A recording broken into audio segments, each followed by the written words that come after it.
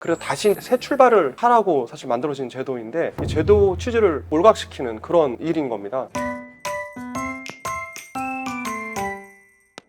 안녕하세요. 서울회생법원 파산관제인 배정우 변호사입니다.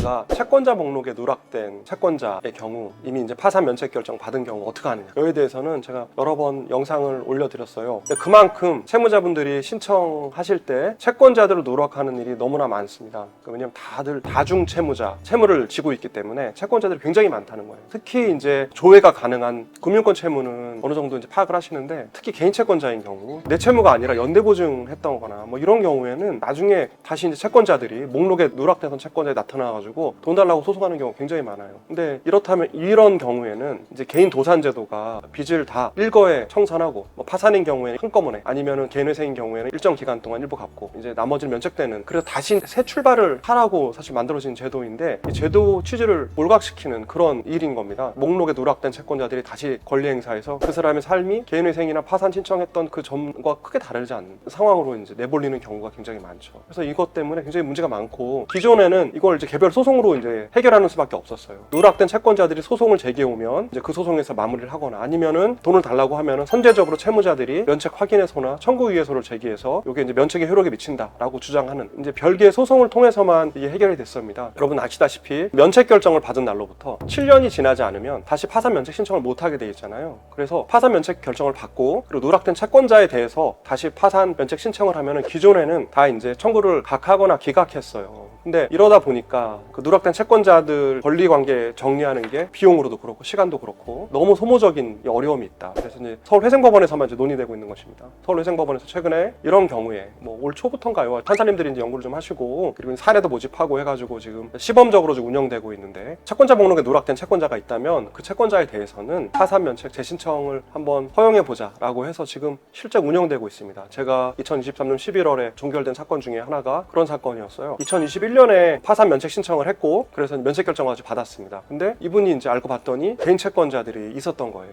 그래서 누락했고, 그래서 채권자들이 이제 다시 권리 행사를 하니까 다시 파산 면책 신청을 했는데, 다행히 서울회생법원에서는 이런 경우 재신청을 허용해 주자는 논의가 있었고, 그래서 신문기일도 열리고, 과연 이 채무가 기존에 있었던 면책 결정 전에 발생한 채무인지도 심사하고 해서 파산 결정이 났고, 그리고 이제 그 이후에 파산관제인이 이제 제가 지정이 돼서 조사를 쭉 해보니까 특별히 면책 불허가 사유가 존재하지 않았고, 그리고 이제 법원에서 열거하고 있는 몇 가지 요건들이 있는데 심사해보니까 문제가 없어서 면책 결정으로 지금 의견을 올렸고 면책 결정을 받았어요. 그런 거 보면 이게 지금 실제로 시범 운영이 제대로 되고 있는 상황입니다. 아직 근데 이게 지금 실무 준칙이 개정된 것은 아니고요, 시범적으로 운영되고 있어요. 그래서 여러분이 만약에 내가 누락된 채권자가 있어서 이걸 다시 이제 재신청하고 싶다고 한다면 새로운 채권자면 안 돼요. 그러니까 기존에 파산 면책을 받았던 그 사건 이후에 발생한 새로운 채권자면 안 되고, 원래 파산 면책 사건에서 면책이 됐어야 될 채권자인데 누락된 경우에만 가능합니다. 그러니까 여러분이 그런 사실을 진술서나 아니면 뭐 별도 의견서를 쓰든 해서 이 사건은 누락된 채권자를 그 채권자 목록에 올려서 다시 파산 신청, 면책 신청한다라는 사실을 여러분이 명기하셔야 되고, 그렇게 되면은 그걸 심사하기 위해서 아마 판사님이 신문기를 여실 수도 있고요. 그래서 여러분 가서 그런 사실을 명확하게 고지하시고, 그리고 그 절차를 다 밟으시면 돼요. 기존과 동일하게 서류도 내시고 파산관제인 조사도 성실히 받으시고 하면은 여러분이 이제 다시 파산 면책 받으실 수도 있습니다. 그러니까 기존에 소송을 통해서 해결할 수 있는 방법 말고도 다시 이제 파산 면책 재신청할 수 있는 방법이 생겼고, 지금 서울회생법원에서는 시범적으로 운영하고 있기 때문에 여러분 누락된 채권자가 있는 경우 한번 신청해 보시기 바랍니다. 제가 이제 아까 말씀드린 재신청하신 채무자하고 이제 면담하면서 이제 물어봤어요. 아니 이게 새롭게 시범 운영되고 있는데 이게 어떻게 아셨어요? 그랬더니 그분이 파산 면책 결정을 받고 나서 다 면책됐으니까 홀가분한 마음으로 이제 아르바이트도 하면서 이제 일도 하고 계셨는데, 갑자기 채권자가 나타나가지고 돈 달라고 하니까 이제 이분이 당황해서 이걸 어떻게 해야 될까 하다가 서울회생법원 이제 뉴스타트 상담센터라는 데가 있습니다. 이제 거기 서울회생법원 그 민원실 1층에 있는데 거기 가서 이제 상담을 한 거죠. 그랬더니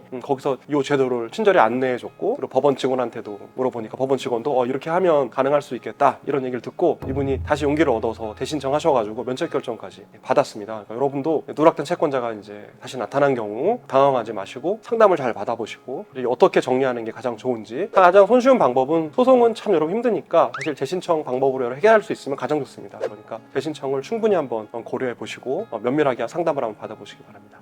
오늘 영상 좀 어려웠을 수 있는데 여러분 닥친 분들은 이게 무슨 얘기인지 다 아실 거예요. 그러니까 여러분 어려움 당하지 마시고 상담 꼭 받아보시고 문제 잘 해결하시기 바랍니다. 오늘 영상에 도움이 되셨으면 좋아요, 알림, 구독 부탁드립니다. 감사합니다.